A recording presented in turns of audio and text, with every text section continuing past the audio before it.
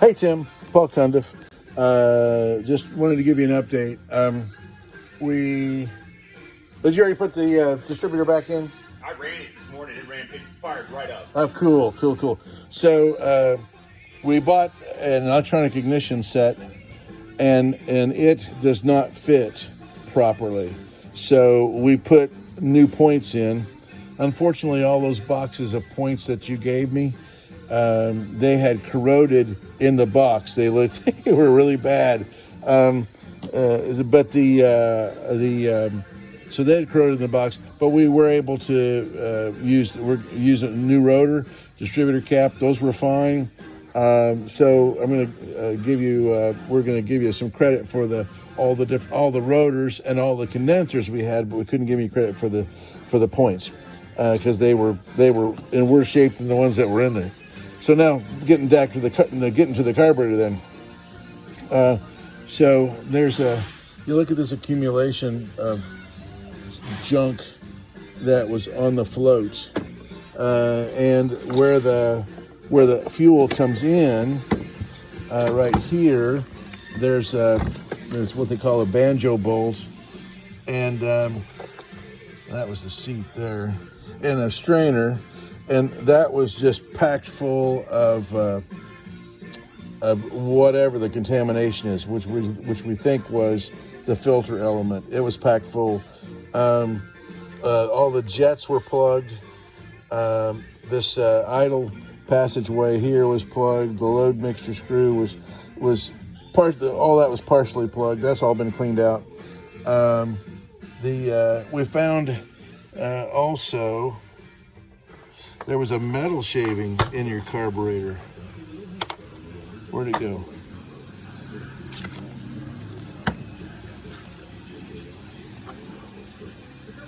Hey, Jason, did you pick that metal shaving back up? It should be laying right there. I just set it on the table. There it is, right there. Where? Oh, been a snake that bit me. How that got in there got me. Let's see if it's a magnetic. Because if it's not magnetic, it probably came from the tank. And if it came from the tank, that meant that it's magnetic. So it's not aluminum. It may have came from when I took. No, it's a shaving like a drill shaving. Yeah, that's weird. That's weird. Yeah. And it's clean.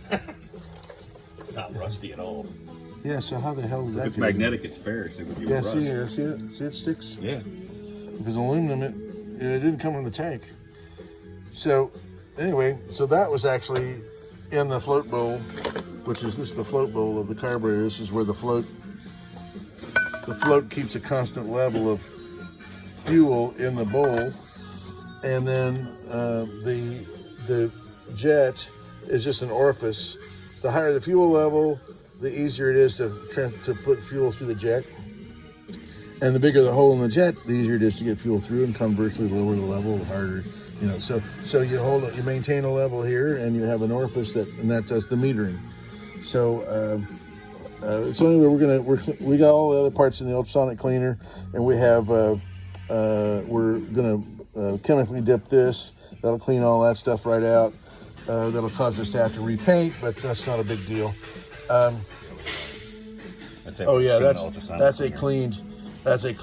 That's called the banjo bolt, and it was like completely packed, all in there. I dug it out with my finger. Yeah, I don't know how it ran. It's amazing because it ran pretty good too. It idled perfectly, and then it went up to speed, and then although it did sound like it was misfiring, but that was the other thing, Tim. Number 6 cylinder, which is the rear cylinder, had the spark plugs. Have you got the plugs out? They're in the boat. Okay, so anyway, we took the plugs out, and that number 6 plug was completely blacked over, fouled out. So number 6 was probably not firing. So I think I've got pretty good confidence that the problems are going to go away. There's only one other possibility if this doesn't cure it, and that would be that when we warm the engine up, that perhaps Well, first of all, these engines are bad for. I'll show you. This is yours. I bet. These 6-cylinder Hercules engines, if they sit for very long, they're bad to have sticky valves. In other words, the valves would stick open, and so that is that would be exacerbated by an engine that is warm. So it could be that the problem that we had, part of the problem that we had was due to a sticking valve. Because you recall we had, I felt like the accelerator pump was shooting some raw gas in, like having a low vacuum situation and shooting raw gas in.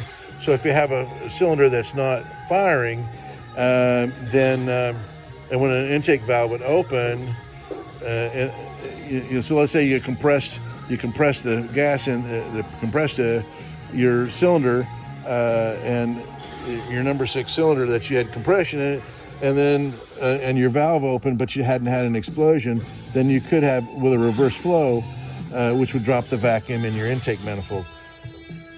So that of course would shoot you. That would cause the carburetor to shoot you some raw gas, and so that might have been what the loping was. But so in that case, it'd be a matter of just run the boat as much as you can at lower speeds until and just take some excursions up into high speeds, and hopefully then when you come back down, we can get the valves loosened up. That's the only other thing that it could be once we get these the ignition problems eliminated. This engine starts right up, no choke, no nothing, just cold starts are great, and so that was probably an ignition problem. And then we've got this carburetor problem that we're sorting out right now, and we should be on a roll.